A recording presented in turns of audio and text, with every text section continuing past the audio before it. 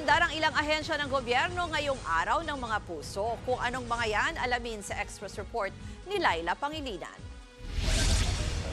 Hindi baril, kundi mga rosas ang hawak ng mga pulis na ito sa Davao City. Ang kanilang pakay, magbigay ng mga bulaklak sa mga dumaraang motorista ngayong araw ng mga puso. Mapa-rider o pasahero ng jeep, aba, may pa-flower! Mayroon ding pakulo ngayong Valentine's Day ang mga istasyon ng tren sa Maynila.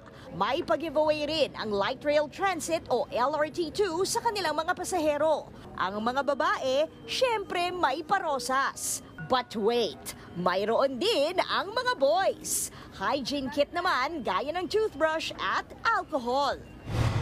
Ang Metro Rail Transit o MRT3 naman, aba, may pang-Instagrammable na Valentine setup. Literal na namumula sa ganda. Bongga! Hindi rin nagpahuli ang Civil Aviation Authority of the Philippines o CAAP sa kanilang paandar for V-Day.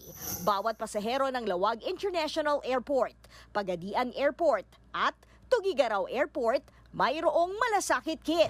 Ang laman niyan, biskwit, candies, bottled water at hygiene essentials. Bahagi raw yan ng kanilang pasasalamat sa kanilang mga pasahero tuwing Valentine's Day. O di ba? Love, love, love! Nagbabalita mula sa Frontline, Laila Pangilinan, News 5. Mga kapatid, ako po si Ruth Cabal.